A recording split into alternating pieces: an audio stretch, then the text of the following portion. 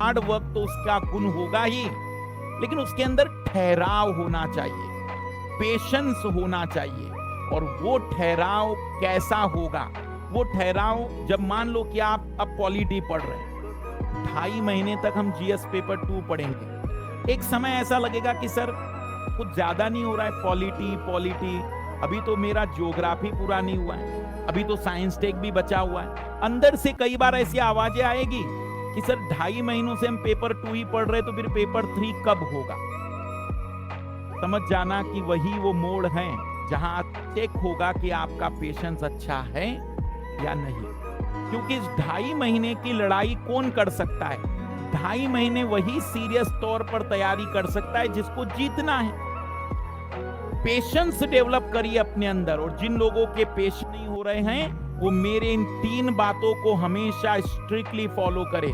अपनी जिंदगी में कुछ नियम बनाइए, 10-12 नहीं, केवल 2 नियमों से शुरुआत करिए। 2 नियम मतलब आपके उठने का नियम हो सकता है, 4 घंटे के पढ़ने का नियम हो सकता है, स्ट्रिक्टली।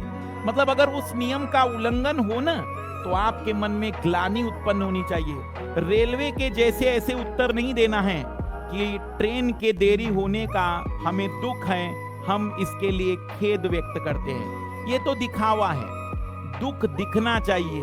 शाम का खाना नहीं होगा, रात की नींद 3 घंटे कम होगी, या फिर अंदर से फीलिंग आएगी कि आज मैंने ठीक नहीं किया, तो समझ जाना कि आपके अंदर पेशेंस की शुरुआत हो रही है। जिन लोगों के अंदर ठहराव कम है, वो अपने नियमों का निर्माण करें। कोई भी 2 नियम, 3 नियम से अपनी जिंदगी की शुरुआत करें। यकीन मानिए ये 2-3 नियम आपको बहुत बड़ा बदलाव दिखाएंगे। अब ऐसा मत करना कि आज ठीक है, मास्टर ने कह दिया ठहराव की जरूरत है, आज ही 12 नियम लिख देता हूं। कुछ नहीं होगा। क्रांतिकारी दिमाग है। 4 दिन के बाद विद्रोह होगा, 1857 की क्रांति, और परिणाम निकल कर आएगा कि फाइनली अंग्रेजों की विजय होती है और हम लोग फिर से यूपीएससी के गलत ट्रैक पर चले आते हैं। इसके लिए गांधीवादी आंदोलन की जरूरत है। पहले असहयोग की बात करेंगे, फिर सविनय बात करेंगे, फिर भारत छोड़ो की बात करेंगे, शांतिपूर्ण तरीके से, और एक महान आत्मा का रूप निर्माण करेंगे। इसलिए ठहराव विकसित करिए, क्योंकि क्रांतियां आमूलचूल परिवर्तन लाती हैं, लेकिन रक्त के साथ। हमें रक्त नहीं बहाना है। रक्त का मतलब यहां पर हमें लोगों को दुखी नहीं करना है, संतुलित जीवन बढ़ाना है।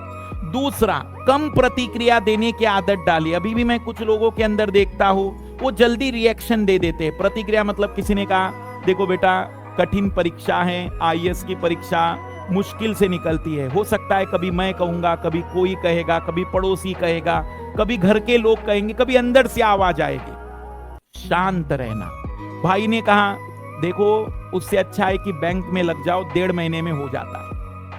अब तुम उनको जवाब दे रहे हो कि नहीं मुझे तो आईएएस बनना है, मत जवाब दो, क्योंकि वो उस स्थिति में नहीं है कि तुम्हारी उस अवस्था को समझ सके। इसलिए शांत रहिए, कम प्रतिक्रिया दीजिए।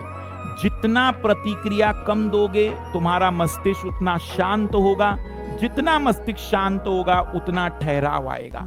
हमारे गांव में जो प्रतिक्रिया कम देते हैं उनको कहते हैं बैल।